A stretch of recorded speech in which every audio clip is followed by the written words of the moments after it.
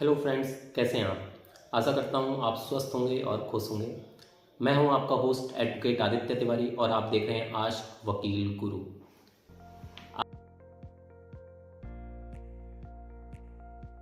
जुलाई से लागू होने वाले नए कानूनों पर आम जनता बहुत बेसब्री से इंतजार कर रही है और मेरे पास कई मेल और मैसेज भी आए हैं कि मैं एक वीडियो इस पर बनाऊं। तो आज मैं इस पर एक वीडियो बना रहा हूं और आपसे निवेदन है कि अभी तक अगर आपने हमारा चैनल सब्सक्राइब नहीं किया तो प्लीज़ इस चैनल को सब्सक्राइब करिए और शेयर करिए और कमेंट जरूर करिएगा। किसी भी तरह के अगर आपको कानून से संबंधित कोई जानकारी चाहिए या किसी तरह की आप इन्फॉर्मेशन शेयर करना चाहते हैं तो आप प्लीज़ हमें कमेंट जरूर करिए और बताइए।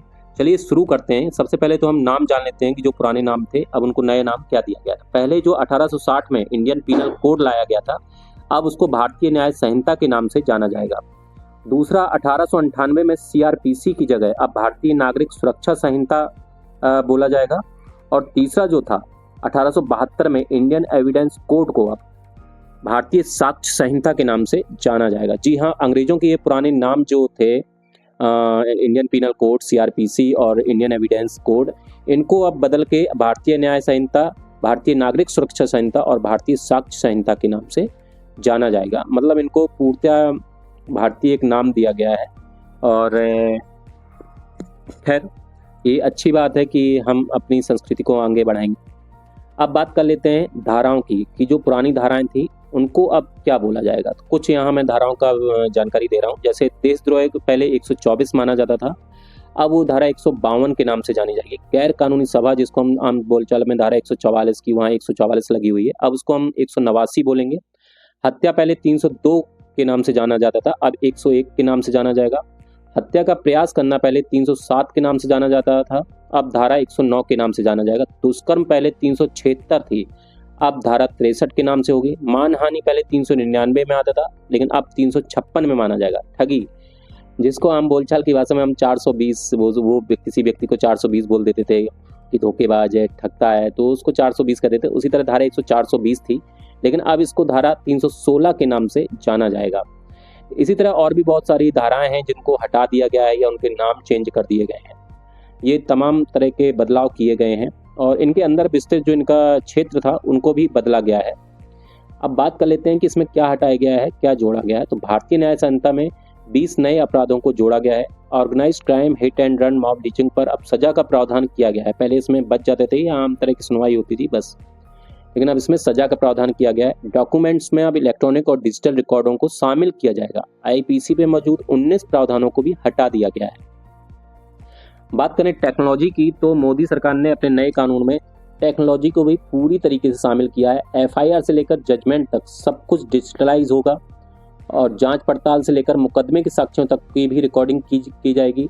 पुलिस द्वारा सर्च और जब्ती के कार्रवाई में भी टेक्नोलॉजी का अच्छा खासा उपयोग किया जाएगा। इलेक्ट्रॉनिक या किसी भी तरह का डिजिटल रिकॉर्ड दस्तावेज माना जाएगा, यानी कि अब उनको सबूत के तौर पर आप प्रस्तुत कर सकते हैं और सभी तरह की जो कार्रवाई होती है आप इसको ऑनलाइन तरीके से भी आप देख सकते हैं। आम व्यक्ति देख सकता है कि उसका केस स्टेटस क्या है या क्या जांच हुई है, चाहे वो थाने से हो या मतलब कहीं से भी हो। पहले हमें ये सब चीज़ें बताई नहीं जाती थी या पता नहीं चल पाता था और हमें पता ही नहीं होता था कि हम आखिर क्या हो रहा है हमारे केस में। लेकिन अब ये सब कुछ डिजिटलाइज होगा और सब कुछ ऑनलाइन होगा। आप इसके बारे में अच्छे से तसल्ली से आप जानकारी ले सकते हैं और आप ये समझ सकते हैं कि आपके केस में क्या स्टेटस है और ये कहाँ तक ये पहुँचा है। इसी तरह से अब बात कर लेते हैं फॉरेंसिक साइंस की। तो जो पहले फॉरेंसिक साइंस का उपयोग बहुत ही हाई प्रोफाइल केसों में ही होता था या जब भी कोर्ट आदेश देती थी तब होता था, लेकिन अब 7 वर्ष या उससे अधिक के जितने भी अपराध होंगे, सजा वाले अपराध होंगे, उनमें फॉरेंसिक अनिवार्य कर दिया है सरकार ने।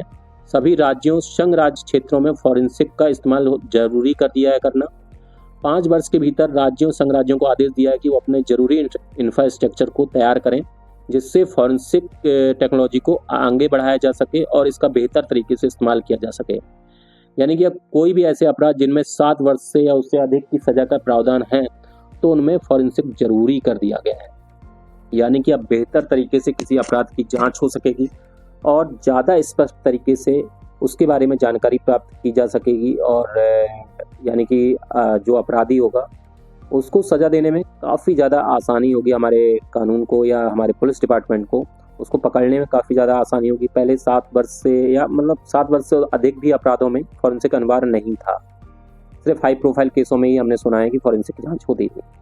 अब बात करें कि अगर कानून में कुछ बदलाव हो और महिलाओं या बच्चों की बात ना हो, तो ये तो उनके प्रति एक गलत भावना होगी। तो मोदी सरकार ने महिलाओं की सुरक्षा में भी किसी भी तरह का समझौता नहीं किया। गैंग रेप के मामलों में 20 साल की सजा या आजीवन कारावास की सजा कर दी गई है। 18 वर्ष से कम आयु के बच्चियों के मामले में जो अपराध होंगे उनमें आजीवन कारावास या मृत्युदंड का प्रावधान किया गया है। झूठे वादे या पहचान छुपाकर यौन संबंध बनाना या किसी भी तरह का शादी का वादा करके उसके साथ उसका गलत इस्तेमाल करना भी अब अपराध की श्रेणी में रखा जाएगा। पहले ये तमाम तरीके की दलीलों के साथ ये बच जाते थे अपराधी, लेकिन अब इनको पूर्णतः अपराध की श्रेणी में ही रखा जाएगा और बच्चियों से संबंधित जो अपराध होंगे उनमें मृत्युदंड तक दिया जाएगा।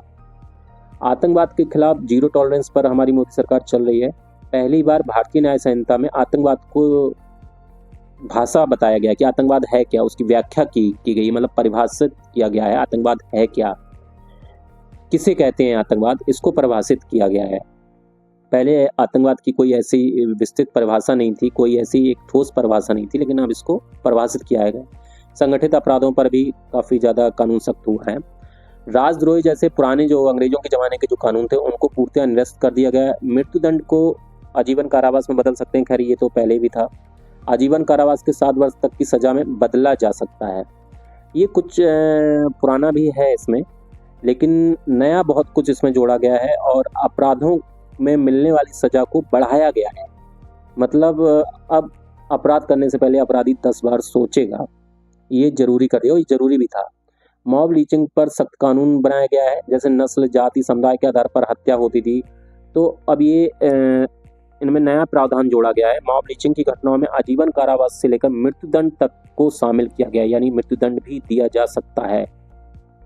संगठित, जो अभी हमने पहले बताया था, संगठित अपराध से संबंधित नई दंडक धारा जोड़ी गई है। सिंडिकेट या विधि विरुद्ध जो गतिविधियां होंगी उनको भी दंडनीय बनाया गया है। भारत की एकता और